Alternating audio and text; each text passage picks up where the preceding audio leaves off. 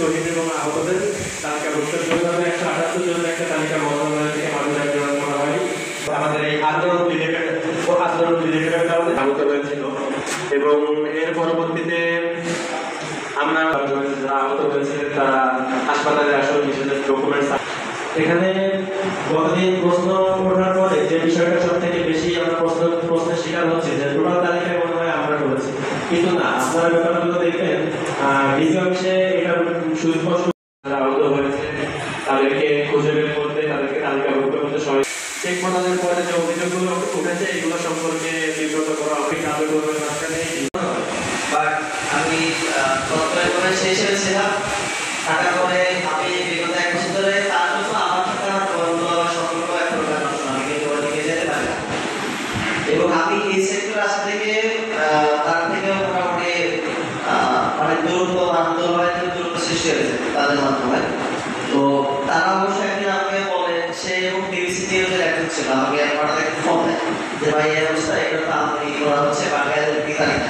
তো তখন আমাদের কমিটি পাবলিশ করে আমি স্পষ্ট জানাই যে ভাই এই বিষয়টা নিয়ে আমাদের যে স্বাস্থ্য উপকমিটি গঠিত হয়েছিল এটা সদস্য ছিল তারেক রেজা ভাই, উনি আন্দোলনের জন্য 3 জনকে দায়িত্ব সিলেক্ট করেন এবং যে অধিদপ্তরগুলো আছে সিভিল সার্জন অফিস বা ডিসি অফিস, এই অফিসগুলো সহ আমাদের মুসাইদ, মতিন এবং নিহাস এই 3 জনকে দায়িত্ব দেয়। তখন আমি বলি যে ভাই এই দায়িত্ব তাদের মধ্যে আছে, আপনি তাদের সাথে যোগাযোগ করতে পারেন বা যদি আপনি আসলে আহত হন আপনি ডকুমেন্ট শো করতে পারেন, ডকুমেন্ট শো করে আপনি এটাই করতে পারেন।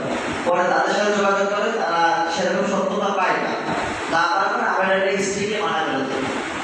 এবং আমার একটা বিষয় হচ্ছে আমরা যখন অতিরিক্ত জেলা ম্যাজিস্ট্রেট বরাবর একটা তালিকা আসে, আসার পরে আমরা কয়েকজনকে আইডেন্টিফাই করে যারা ফেক, পরে আমি স্বয়ং নিজে ওইখানে নামগুলো কেটে দিই। আই থিঙ্ক 6টা নাম ছিল, 6টা নাম আমি নিজে থেকে কেটে দিয়েছি। আমি ওসাই সরকার ছিল যে আসলে না তারা আহত হয়নি বা তারা আন্দোলনে ছিল কিন্তু আহত না। তারপরেও আমি যখন আমাদের কমিটি ভাই আপনারা জানেন যে 26শে ডিসেম্বর গ্যাজেট ভুক্ত কিন্তু এর আগে হয়, তার মানে আমাদের এই আহত তালিকা সংক্রান্ত বিষয় কিন্তু আমাদের বৈষম্য ছাত্র আন্দোলনের যে সংগঠন এই কমিটি কিন্তু কোনো ইনভলভ না, মানে গ্যাজেট প্রকাশ হওয়ার পরে আমাদের কমিটিটা প্রকাশ হয়। তো এইখানে সাংগঠনিক কোনো দায় বা এরকম কিছু বলতে পারবে না, বৈষম্য থেকে করা হয়েছে বিষয়টা এমন না।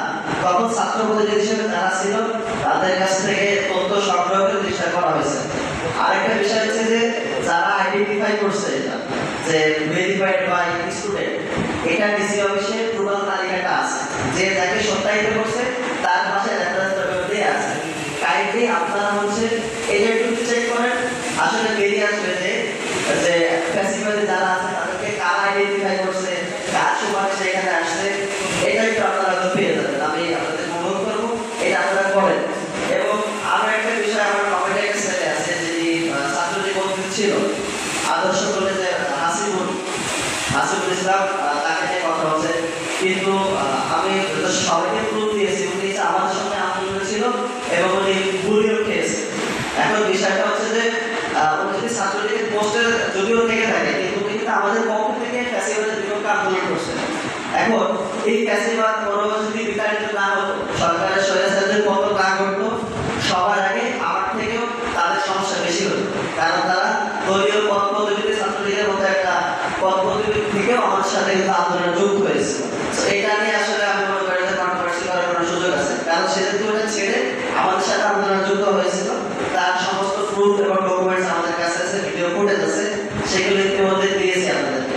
এছাড়া আপনারা একটু কাইন্ডলি আইডেন্টিফাই করে জানান আমাদেরকে যে এইটা ফ্যাসিবাদের দোষর আছে, ইনি আসলে বভাবে ঢুকছে, কাইন্ডলি একটু জানান। এখন তো সুযোগ আছে এগুলো সংশোধন করা, কিন্তু সে চিকিৎসা নিয়েছে বাংলাদেশের অন্য যে কোনো প্রান্তে, তো তার নামটা সার্ভারে অনলাইনে সেই হাসপাতাল কর্তৃপক্ষ তুলে দিয়েছে এবং সেই নামটা অটোমেটিক্যালি তালিকাভুক্ত হয়ে গেছে। এরকম একজন আপনারা হয়তো খেয়াল করছেন যে পতিত সরকার আওয়ামী লীগের একজনের নাম তালিকাভুক্ত হয়েছে, একটা বিতর্ক ছিল, আমরা বিতর্কিত হয়েছিলাম। তো সেটা আপনারা যে খুশি হবেন তালিকাটা নামটা বাদ দেওয়া হয়েছে। তো আমাদের মূল আজকের যে বিষয়টা, যে নামগুলো ভুয়া হিসেবে উল্লেখিত হচ্ছে, আমরা চাই যে আপনারা সুস্পষ্টভাবে এই নামগুলো আমাদেরকে বলুন, কারণ তাদের ডকুমেন্ট এখনো ডিসি অফিসে, সিভিল সার্জন অফিসে সাবমিটেড আছে, আমরা সেগুলো পুনরায় শনাক্ত করি। আমরা আপনাদের সহায়তা চাই। এতটুকু, বাকিটুকু আমাদের বৈষম্যবিরোধী ছাত্র আন্দোলন আন্তর্জাতিক সদস্য সচিব হোসাইন ভাই প্রথম থেকে এই বিষয়ে কাজ করেছেন, তিনি বলবেন। 10/2024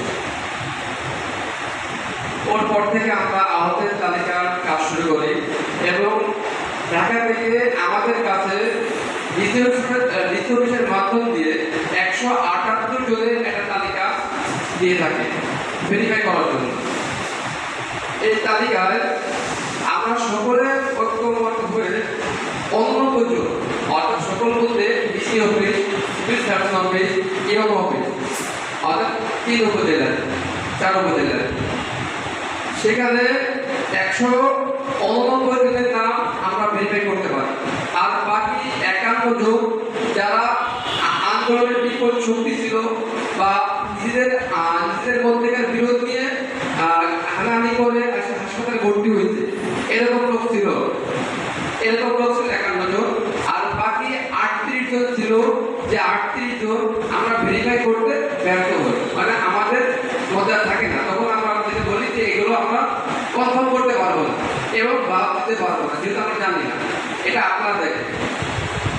এখন এই তালিকা করার জন্য প্রথমে ছিল সিভিল সার্জন অফিস, অর্থাৎ যাদের কাছে সর্বপ্রথম তালিকা আছে এবং তাদের মাধ্যম দিয়ে ডিসি অফিসে আসে, ডিসি অফিস আমাদেরকে দেয় এবং আমরা কয়েকজনে বিভক্ত হয়ে এই তালিকাটা করি।